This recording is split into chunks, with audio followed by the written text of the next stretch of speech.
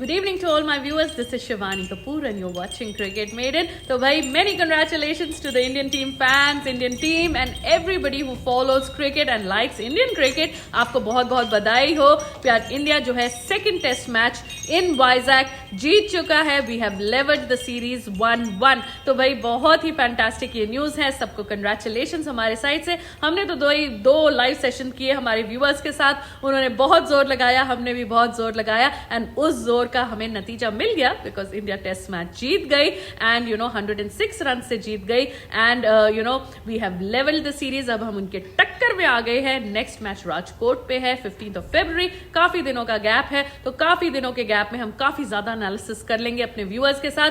सो 10:15 बजे आप हमें लाइव ज्वाइन कर सकते हैं रात को, जहां हम लाइव इंटरैक्टिव शो करते हैं, अपने व्यूअर्स से बात करते हैं, उनके ओपिनियंस लेते हैं. चलिए इस मैच में वापस आते हैं. तो भाई जेम्स एंडरसन जो है ना, जेम्स एंडरसन वो निकले बहुत बड़े प्रेडिक्शन किंग. क्यों निकले? क्योंकि कल उन्होंने प्रेस कॉन्फ्रेंस में कहा दैट ये मैच 60 to 70 ओवर्स में कंप्लीट हो जाएगा एंड एग्जैक्टली वही हुआ.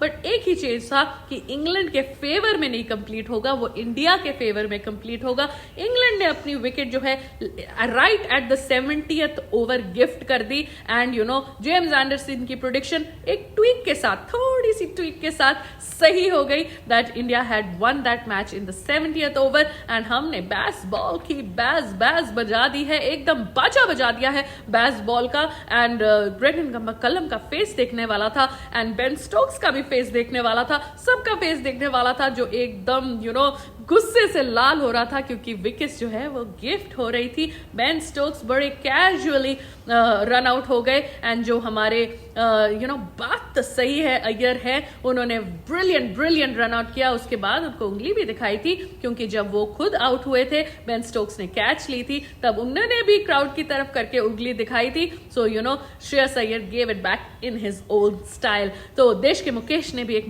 विकेट ले ली है. So well done him. Jasprit Bumrah was absolutely cracking.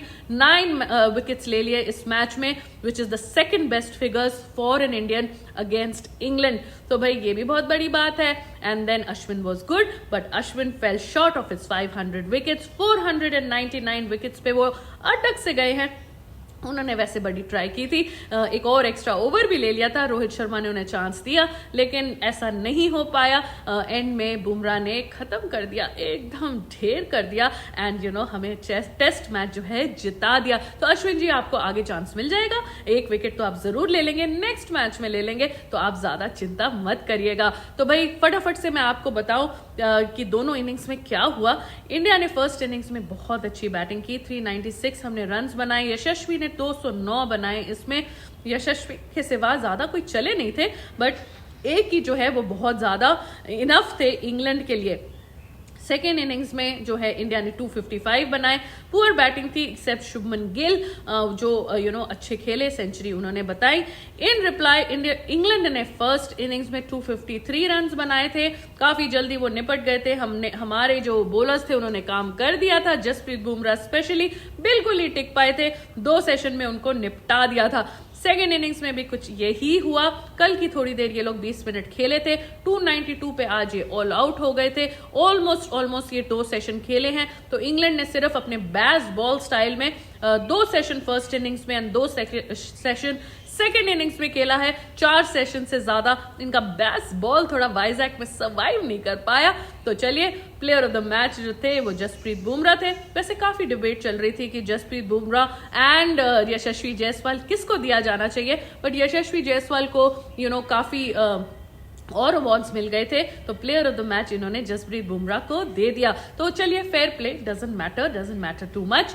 Jasprit Bumrah ने बोला दैट भाई जो फर्स्ट डिलीवरी थी उनकी एज अ यंगस्टर उन्होंने यॉर्कर सीखी थी and he was inspired by Wasim Akram, Waqar Younis and such bowlers and ये उनकी प्राइम, उनकी बेस्ट डिलीवरी है. तो भाई nobody can ever forget the delivery that he bowled to Ollie Pope. किस तरीके से वो विकेट्स फ्लाई करी थी, बेल्स लाइट अप करी थी, मिडल स्टंप उड़ गया था, लेग स्टंप उड़ गया था, ऑफ स्टंप सिंगल खड़ा रह गया था, एंड एब्सोल्यूट फिनोमिनल डिलीवरी थी जो हमारे ओली पोप जी, पोप का पोपट कट गया था, and Jasprit Bumrah was responsible for that. उसके बाद उन्होंने बेन स्टोक्स को जो कटर मारा था, उस कटर से तो बेन स्टोक्स तो भाई ऐसे करके हैरान परेशान रह गए कि क्या हो गया यार, ये बुमराह क्या बॉलिंग कर रहा है, ये समझ में नहीं आ रहा है। तो यार बुमराह की फर्स्ट इनिंग्स की बॉलिंग वाज सो ग्रेट, जितनी तारीफ की जाए वो कम है। इंग्लैंड जो है वो तो भाई ये ऐसा मैंने सुनने में आया, वैसे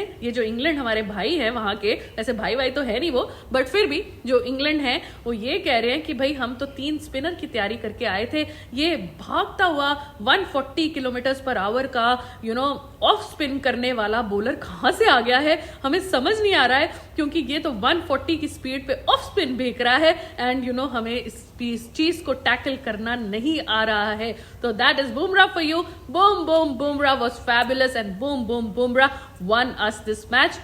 जसवाल एंड गिल की कंट्रीब्यूशन नहीं भूलनी चाहिए। Vital double century and century आई थी। वैसे काफी कम ऐसा होता है दैट डबल सेंचुरी मारने वालों को प्लेयर ऑफ द मैच नहीं मिले, so feel for Jaiswal, but Bumrah की परफॉर्मेंस भी बहुत ज्यादा अच्छी थी। सो भाई रोहित से बात हुई, उन्होंने कहा है कि यंगस्टर्स कन्वर्ट नहीं कर रहे हैं अपने स्टार्ट्स को, so he is not happy with that, but he appreciated Bumrah a lot. तो भाई रोहित शर्मा जी, आपसे ये रिक्वेस्ट है कि आपका भी जो है स्टार्ट आ रहा है लेकिन कन्वर्जन नहीं आ रही है लंबी मैच की, तो आप लंबी इनिंग्स की, तो आप भी थोड़ा फोकस करिए, 70-80 रन बनाइए, ताकि जो आपके फैंस हैं एंड जो इंडियन क्रिकेट है उसको बहुत बेनिफिट मिले। इसके अलावा जो है स्टोक्स से बात हुई, उन्होंने बोला दैट जो इंडिया की परफॉर्मेंस बहुत तगड़ी थी, बॉलर्स की परफॉर्मेंस, बुमराह की परफॉर्मेंस उन्होंने अप्रिशिएट की, एंडरसन की भी परफॉर्मेंस अप्रिशिएट की, लेकिन उन्होंने कहा कि विकेट्स थ्रो हुई हैं, आज के दिन में ज्यादा विकेट्स गिर गई, इससे बेटर परफॉर्मेंस उनकी बनती थी। यशस्वी जायसवाल का भी इंटरव्यू हुआ, उन्होंने भी काफी खुशी अपनी एक्सप्रेस की है that he contributed to India's win, which is very very nice. तो भाई ये हम सारों के जो इंटरव्यूज हुए हैं अपने रात के लाइव सेशन में डिटेल में हम डिस्कस करेंगे। सो भाई इसके अलावा जो है और भी मैचेस चल रहे हैं, that is Sri Lanka versus Afghanistan. In fact वो मैच खत्म हो गया है, श्रीलंका ने 10 विकेट से जीत लिया है, एंड जो प्लेयर ऑफ द मैच है प्रभात जयसूर्या, उन्होंने 5 विकेट हॉल लिया in the second innings and उनको प्लेयर ऑफ द मैच दे दिया इसके वजह से। तो भाई अफगानिस्तान का बहुत अच्छा कमबैक लग रहा था in this whole story, but end में अफगानिस्तान ढेर हो गई, सस्टेन नहीं कर पाई, एंड श्रीलंका 10 विकेट से ये 1 ऑफ टेस्ट मैच जो है वो जीत गई है। इसके अलावा जो है न्यूजीलैंड का और साउथ अफ्रीका का मैच चल रहा है, उसमें रचिन रविंद्रा ने जो है कमाल की इनिंग्स खेल दी है, 240 रन बनाए हैं उन्होंने 366 बॉल्स में, सो ही प्लेड वेरी फास्ट। इसमें 26 फोर्स हैं एंड 3 सिक्सेस हैं, 65 की इनकी स्ट्राइक रेट थी। Well done Rachin Ravindra, and Williamson के 118 रन आए हैं। इसके जवाब में जो 511 बने थे न्यूजीलैंड के, उसके जवाब में साउथ अफ्रीका 80 for 4 हो गई है, तो भाई इनका भी बहुत बुरा हाल है। सो नील ब्रांड जो है कैप्टन है साउथ अफ्रीका के, उन्होंने 6 विकेट्स लिए हैं जो अपनी कंट्री के लिए, बट जो रिटर्न रिप्लाई है बैटर्स जो हैं उनकी बहुत बहुत पुअर परफॉर्मेंस आई है। 80 for 4 ऑलरेडी जो साउथ अफ्रीका हो गया है। तो अभी बेडिंगम एंड कीगन पीटरसन खेल रहे हैं, तो अभी देखा जाएगा कि अगर ये कुछ रिकवर कर सकते हैं या नहीं कर सकते। सो लास्ट में जो है मैं डीआरएस के बारे में बताना चाहती हूँ। आज एक डीआरएस इंडिया के मैच में थोड़ी सी कंट्रोवर्शियल हो गई थी, थोड़ा सा कंफ्यूजन हो गया था। एक्चुअली वो डिसीजन बिल्कुल करेक्ट था। मैं 2 मिनट लूंगी, मैं वो डीआरएस का आपको पूरा बताऊंगी कि किस हिसाब से हुआ था। वैसे मैंने अपने लाइव शो में बताया था, बट अगर कोई लोगों को नहीं समझ में आया तो I will definitely explain it to them. तो भाई उस डीआरएस में जो बैटर था उनको कैच आउट दिया था अंपायर ने, ऑन फील्ड जो अंपायर खड़े थे वो उनको कैच आउट दिया, एलबीडब्ल्यू को नॉट आउट था। तो आप प्लीज रिमेंबर करिए ऑन फील्ड अंपायर का बहुत बड़ा रोल होता है उनके डिसीजन का जब डीआरएस की डिसीजन दी जाती है, क्योंकि अगर कोई कंफ्यूजन हो तो ऑन फील्ड अंपायर की डिसीजन को माना जाता है। तो ऑन फील्ड अंपायर ने जो कैच पे आउट दिया, एलबीडब्ल्यू पे नॉट आउट दिया। तो जब ये डीआरएस रिव्यू लिया गया तो वो ऐसा लगा कि आर्म पे लगी है and not in the hand, तो हैंड या ग्लव पे ना लग के आर्म पे अगर लगती है तो वो कैच आउट नहीं माना जाता है। तो आर्म पे बॉल लगी तो ऑन फील्ड डिसीजन जो था वो रिवर्स हो गया and the batter was given not out on terms of catch.